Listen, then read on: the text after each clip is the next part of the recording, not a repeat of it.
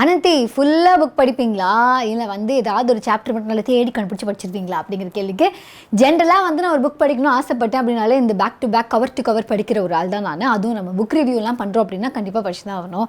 இல்லைனா சப்போஸ் ஸ்டார்டிங்லேருந்து எனக்கு புக்கே பிடிக்கலனா கூட எண்டில் ஏதாவது ஒரு வா அப்படின்னு இருந்துச்சுன்னா அதை மிஸ் பண்ணிடக்கூடாதுல.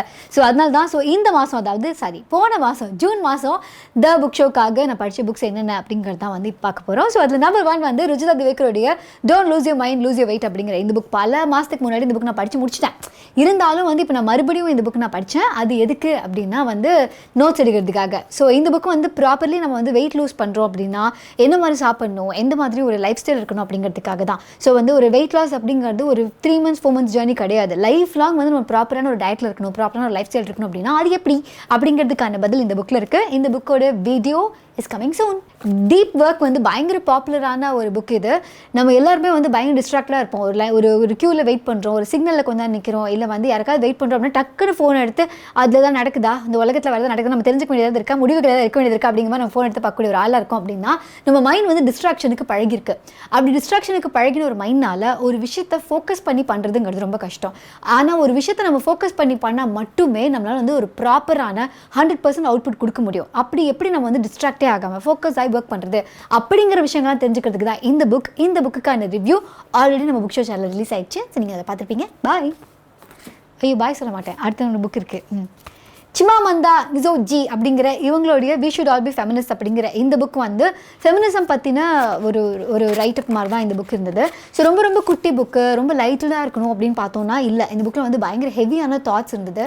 ஸோ இந்த புக்குக்கு வந்து நிறைய கருத்துகள் வந்திருந்தது.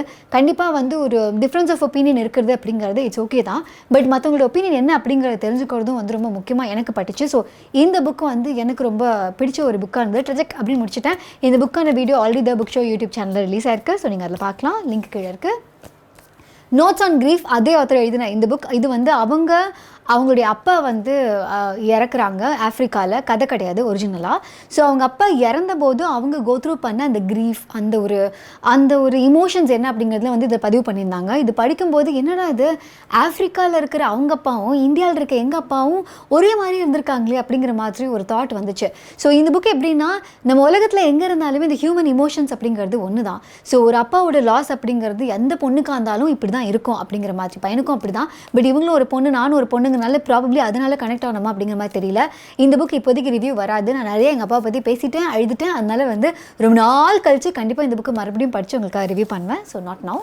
அடுத்து வந்து லாஸ்ட் இன் எ ஃபசாட் அப்படின்னு சொல்லி நிவேதிதா கேஸ் அப்படிங்கிறவங்க எழுதியிருந்தாங்க. இது வந்து ஒரு ஃபிக்ஷன் புக், நான் ஃபிக்ஷன் கிடையாது. ஒரு கதை, காலேஜில் நடக்கிற ஒரு லவ் ஸ்டோரி. ஸோ அதில் வந்து ஒரு பயங்கர பாப்புலரான ஒரு கை, எல்லாருமே பார்த்து அவனா அப்படின்னு சொல்கிற ஒரு பையன் கூட ஒரு பொண்ணு வந்து ட்ராவல் பண்ணுறா அப்படின்னா அவளுக்கு வந்து அந்த லவ்லாம் எப்படி இருக்கும் அப்படிங்கிற மாதிரி. பட் அவளுக்கு ஆல்ரெடி லைஃப்பில் நிறைய நடந்திருக்கு, ஃபேமிலியில் நிறைய கஷ்டம் இருக்குது. அதெல்லாம் தாண்டி இந்த ஸ்டோரி எப்படி ஷேப் அப் ஆகுது அப்படிங்கிறது வந்து இந்த புக்கில் இருக்குது. ஸோ இந்த புக்குடைய, அதாவது இந்த கதையுடைய review coming soon. The love hypothesis Ali Hazelwood எழுதின இந்த புக் வந்து பயங்கர பாப்புலர். அகேன் இன்ஸ்டாகிராமில், டிக்டாக்ல எல்லா பக்கமும், இங்கே டிக்டாக் சென்சேஷன் வேறு போட்டிருப்பாங்க. அவ்வளோ பாப்புலரான இந்த புக் வந்து ஒரு ஹார்ட் டு கெட், பயங்கர மொரடான்னு சொல்லுவாங்கல்ல, மொரடான் கூட இல்லை, ஒரு உம்முனா மூஞ்சி ஒருத்தன், அந்தளவுக்கு வந்து இருக்கிற ஒருத்தன். அவங்ககிட்ட வந்து யார்ட்டையுமே பேச மாட்டான். எனக்கு வந்து மௌனம் பேசியதே சூர்யா ஞாபகம் வந்துச்சு. ஸோ அந்த மாதிரியான ஒரு கேரக்டர், ஏசி அப்படிங்கிற மாதிரி இருக்கிற ஒரு கேரக்டர். அவங்களோட வந்து ஒரு ஸ்டூடெண்ட் இருக்காங்க, அவர் வந்து ஒரு ப்ரொஃபஸர். ஸோ இந்த பொண்ணு வந்து எப்படின்னா ரொம்ப இன்னசென்ட்டான ஒரு பொண்ணு வச்சுப்போமே. எகெயின் மௌனம் பேசியதே த்ரிஷா தான் வந்து ஞாபகத்துக்கு வராங்க. பேசியதே த்ரிஷான்னு சொல்லியிருந்திருப்பேன். ஸோ அவங்க கேரக்டரும் ஞாபகம் வந்துச்சு. பட் கதை அது கிடையாது. ஸோ இவங்க 2 பேருக்குள்ளே இருக்கிற ஒரு ஃபேக் ரிலேஷன்ஷிப், 2 பேரும் சேர்ந்து ஒரு ஃபேக் ரிலேஷன்ஷிப்பில் என்ட்ரு ஆகுறாங்க due to various reasons. So அதுக்கப்புறம் அந்த ரிலேஷன்ஷிப் எப்படி ஷேப் அப் ஆகுது அப்படிங்கிறது தான் இந்த கதை. ஸோ இதுக்கான ரிவ்யூ ஆல்ரெடி ரிலீஸ் ஆயிடுச்சு நம்ம புக் ஷோ யூடியூப் சேனலில். லிங்க் கீழே இருக்குது, நீங்கள் அதில் கிளிக் பண்ணி பார்த்துக்கலாம். தென் பிரெத் பிகம்ஸ் ஏர், அழுது ஒரு ரிவ்யூ வந்து நான் ரீசெண்டாக பண்ணியிருந்தேன்.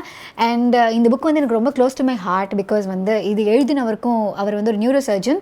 அவருக்கு வந்து கேன்சர் வந்ததுக்கப்புறமா பல வருஷமாக நான் எழுதணும்னு ஆசைப்பட்டேன். எனக்கு நிறைய டைம் இருக்குது, அப்புறம் எழுதிக்கலாம்னு நினச்சேன். ஆனால் வந்து ஃபைனலி எனக்கு கேன்சர் இன்னும் கொஞ்சம் மாதம் தான் இருக்க போகிறேன்னு தெரியும் போது என்னோட பல நாள் கனவை வந்து நான் கண்டிப்பாக நிறைவேற்றணும் அப்படின்னு சொல்லி இந்த புக்கை எழுதியிருந்தார். பட் இதில் அவர் எழுதினதை தாண்டி அவங்க ஒய்ஃப் வந்து அவருடைய ஃபைனல் ஸ்டேஜஸ் எப்படி இருந்தது, அவருடைய இறப்பு எப்படி இருந்தது அப்படின்லாம் எழுதினதை படிக்கும்போது ரொம்ப ரொம்ப நம்ம ரிலேட் பண்ணிக்கக்கூடிய ஒரு விஷயமா இருந்தது. So close to my heart.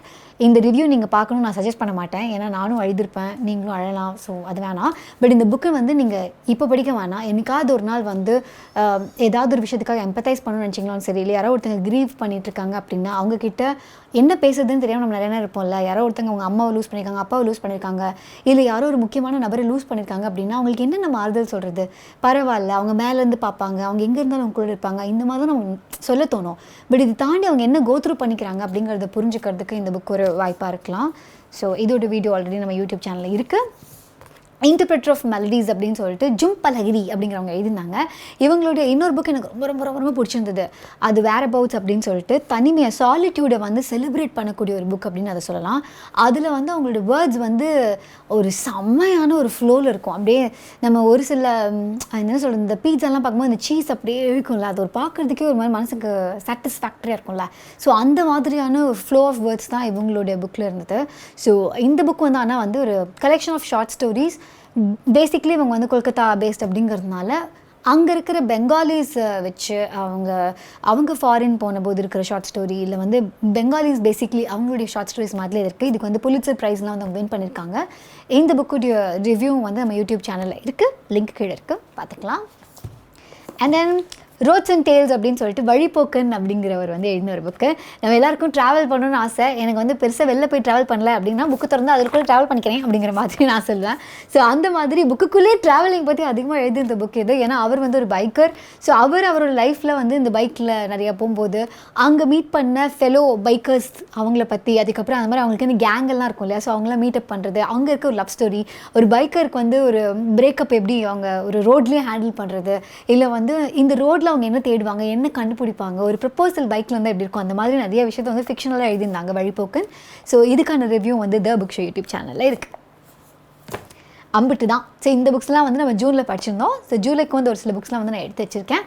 இதில் ஒரு சில வீடியோஸ் ரிலீஸ் ஆகிடுச்சு, ஒரு சில வீடியோஸ் இந்த மாதம் வந்து நீங்கள் த புக் ஷோ யூடியூப் சேனலில் பார்க்கலாம்.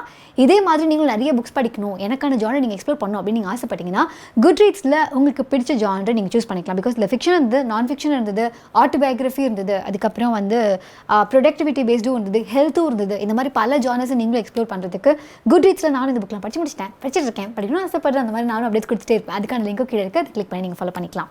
அப்புறமா என்னையும் ஆர்ஜே அனத்யாகி என்ன ஃபேஸ்புக், இன்ஸ்டாகிராம், ட்விட்டர், அதே மாதிரி த புக் ஷோவையும் ஃபேஸ்புக், இன்ஸ்டாகிராம், ட்விட்டர் வந்து நீங்கள் ஃபாலோ பண்ணலாம். அப்புறமா என்கிட்ட ஏதாவது பெருசாக ஷேர் பண்ண ஆசைப்பட்டீங்க அப்படின்னா arjanathya@thebookshop.in அப்படிங்கிற மெயில் ஐடிக்கு நீங்கள் மெயிலாக அனுப்பலாம். ஸோ இந்த வீடியோ உங்களுக்கு பிடிச்சிருந்தது அப்படின்னா லைக் பண்ணுங்கள், கமெண்ட் பண்ணுங்கள். வேறு சாட்டர்டேயில் உங்களுக்கு வேறு ஏதாவது கொஸ்டின்ஸ் இருக்குது அப்படின்னா நீங்கள் அந்த கொஸ்டின்ஸையும் நீங்கள் கமெண்ட் பண்ணலாம். இல்லை ரெஸ்பெக்டிவ் வீடியோஸ்க்கு கீழே நீங்கள் வந்து கமெண்ட் பண்ணலாம். ஓகே, த புக் ஷோக்கு சப்ஸ்கிரைப் பண்ணுங்கள். பாய்.